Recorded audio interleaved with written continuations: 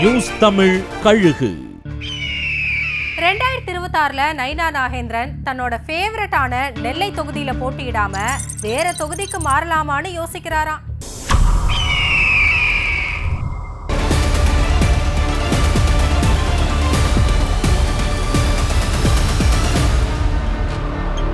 பாஜக மாநில தலைவரான நயினார் நாகேந்திரன் தன்னோட வழக்கமான தொகுதியான திருநெல்வேலி தொகுதியில நிக்காம வேற தொகுதிக்கு மாறலாமான்னு யோசிக்கிறாராம். காரணம், நயினார் ரொம்பவே சென்டிமெண்ட் பார்க்கக்கூடியவராம். 2001 நெல்லையில நின்னு ஜெயிச்ச நயினார் 2006 அதே தொகுதியில தோத்து போனாரு. 2011 நெல்லையில ஜெயிச்ச நயினார் 2016 நெல்லையில தோல்வியை தழுவினாரு.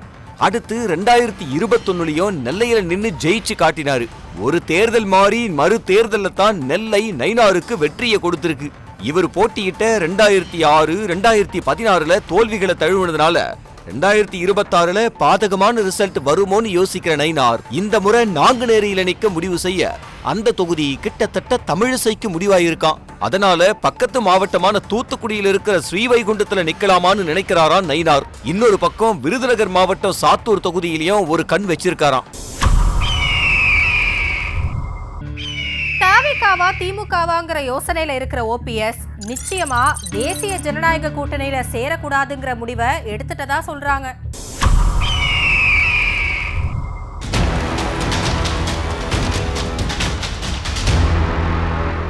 தனி கட்சி இல்லங்கிற முடிவில் இருக்கிற ஓபிஎஸ் தன்னோட உரிமை மீட்பு குழுவுக்கு அதிமுக உரிமை மீட்பு கழகம்னு பேரை மாத்தியிருக்காரு. எப்படியும் தன்னை திரும்பவும் அதிமுகவில் சேர்த்து விட்டுருவாங்கன்னு பாஜகவை நம்பின ஓபிஎஸ் ஏமாற்றத்துல இருக்கிறதா சொல்றாங்க.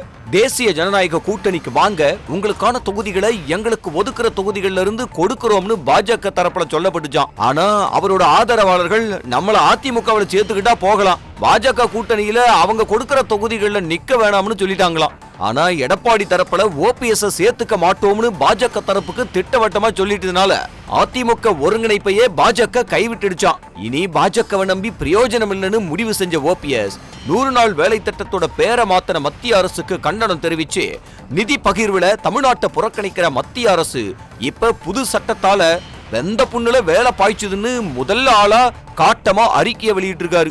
ஏற்கனவே திமுக முகமோடு நட்புல இருக்கிற ஓபிஎஸ் செங்கோட்டையனோட தொடர் பேச்சுவார்த்தையால தாவேகாவுக்கு கூட்டணியாவோ இல்ல செங்கோட்டையன் மாதிரி கட்சியிலேயோ சேர்ற முடிவுல இருக்கிறதா பேசிக்கிறாங்க. ஈரோடு கூட்டத்துக்கு பிறகு முக்கியமான அதிமுக பிரமுகர்களுக்கு விஜய் வலை விரிச்சிருக்கிறதா சொல்றாங்க. அதுக்கான பிள்ளையார் சுழிய பெருந்துறையிலேயே போட்டுட்டாருன்னு பேசிக்கிறாங்க.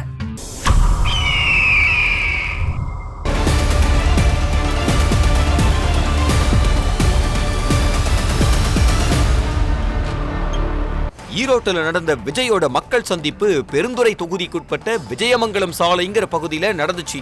இந்த கூட்டத்துல காளிங்கராயன் கால்வாயில ஆரம்பிச்சு மஞ்சள் விவசாயம், அத்திக்கடவு அவிநாசி திட்டத்தோட விரிவாக்க பணிகள் வரைக்கும் லோக்கல் பிரச்சனைகளை தான் விஜய் தன்னோட பேச்சுல ஹைலைட் செஞ்சாரு.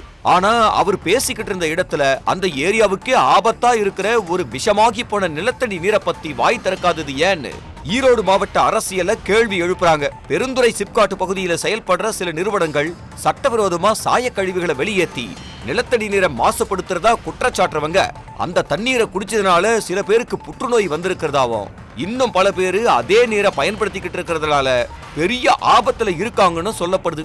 இந்த விவகாரம் அந்த பகுதியில பூதாகரமா வெடிச்சிருக்கிற நிலையில இத பத்தி விஜய் பேசுவார்னு அந்த பகுதி மக்கள் எதிர்பார்க்க அத பத்தி விஜய் பேசவே இல்ல. காரணத்தை விசாரிச்சா இப்ப பெருந்துறையோட அதிமுக எம்எல்ஏவா இருக்கிற ஜெயக்குமார் செங்கோட்டையனோட தீவிர விசுவாசினோ, பெருந்துறை தொகுதிக்கு சீட்டு கேட்டு ஜெயக்குமாரை தவிர சில பேர் அதிமுகவில் முயற்சி செய்யறதாவும், ஜெயக்குமாருக்கு அதிமுகவில் சீட்டு உறுதியாகலன்னா அவரு விஜய் பக்கம் போவாருங்கிறாங்க. ஜெயக்குமார் தொகுதியில இருக்கிற சிப்காட் பிரச்சனையை விஜய் பேசாம விட்டாருன்னு ஈரோடு மாவட்டத்துல ஒரு பேச்சு இருக்கு. அதிமுகவில் விருப்ப மனு தாக்கல் மந்தமா இருக்க 2021 விடவும் கூடுதலா இருக்கணும்னு எடப்பாடி உத்தரவு போட்டிருக்காராம்.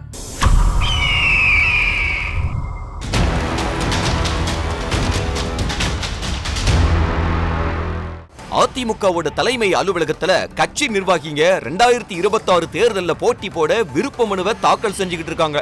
15ஆம் தேதி தொடங்கின விருப்ப மனு விநியோகம் 23ஆம் தேதி வரைக்கும் நடக்குது. முதல் நாள்ல 1300 விருப்ப மனுக்கள் தாக்கல் செய்யப்பட அடுத்த நாளே அது 64ஆ குறைஞ்சிருச்சு. விஷயம் எடப்பாடி காதுகளுக்கு போக போன வருஷம் 8241 மனுக்கள் பெறப்பட்டிருக்கு. இந்த வருஷம் 10,000 தாண்டணும்னு உத்தரவு போட்டுட்டாராம். இதனால எடப்பாடி பேர்லயே 234 தொகுதிகளுக்கும் அதிமுகவோட சார்பு அணிகள் ஒவ்வொன்றும் போட்டி போட்டு மனுவை வாங்கி பூர்த்தி செஞ்சு கொடுக்க துவங்கி இருக்காங்களாம். முதல்ல தகவல் தொழில்நுட்ப அணி 234 தொகுதிகள்லையும் எடப்பாடி போட்டியிடணும்னு மனு போட, அடுத்து அம்மா பேரவை, மாணவர் அணின்னு அதிமுகவோட சார்பு அணிகள் களமிறங்கி இருக்கான்.